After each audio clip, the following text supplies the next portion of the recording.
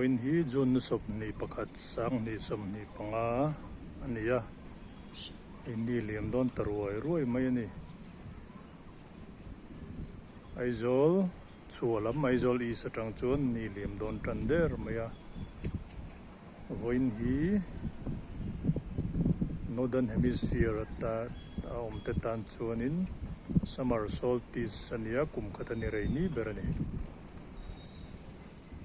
chu mizo chuanin Lalmanga Nu Lawm reini kan ti thuina India chuanin yaga de yan mang thina ni voin hi international yaga de yan bogani ei tuna kan bong hian tuna hian darli lem nit somnga ria khua hrim chula engko pani ei hian tangram fel thaganan langa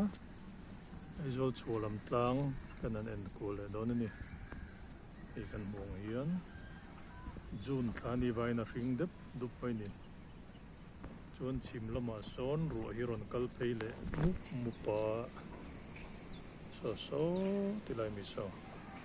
ruah hi ron phei mup ani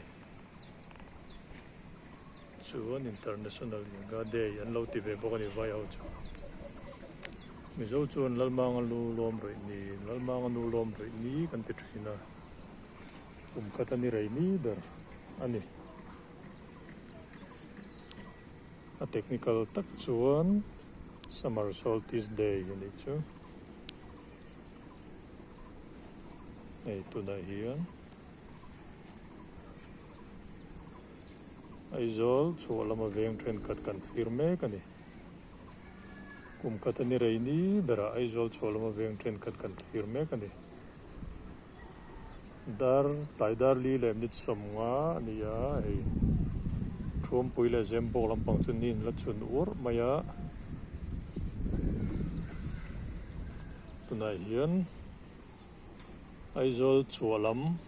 aizol is pangperom te tan chun ni liam tana chan chu tlang in a lia to wang nia ti rolin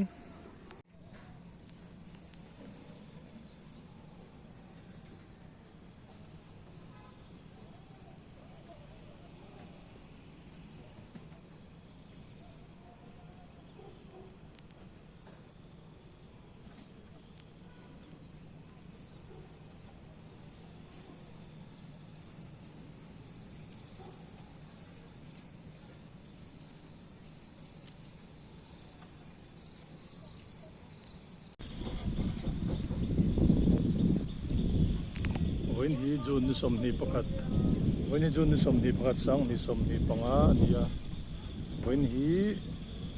ni rei ni ber Lalmanga Nu Lawm rei ni tuna hian darnga lem nit somnga nia hei lai tlang then a chun ni enga la lang ani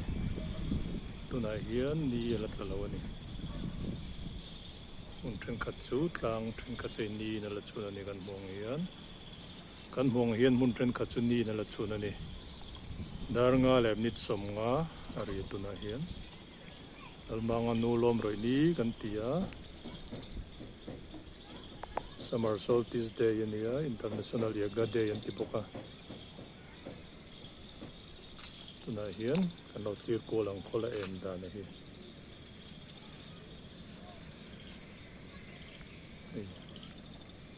chum poi moi dang lam khop mai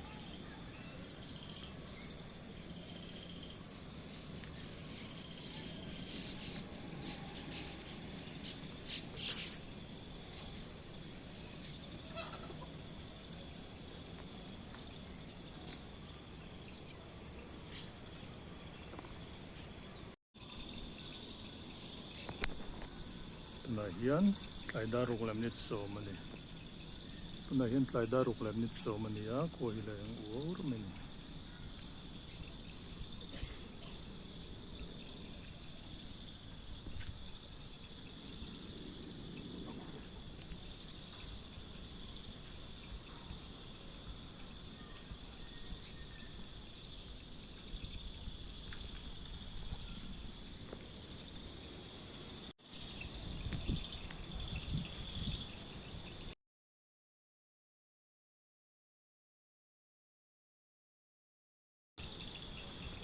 tuna hian zanda ruk le achan ve ni a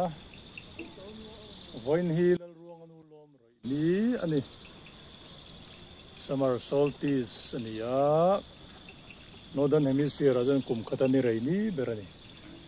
tuna hian kho hi la de eng de uo ni ei kan mong hian eng de uo ni hi ei eng hi tunda ruk le chan ve a khom dan chu ni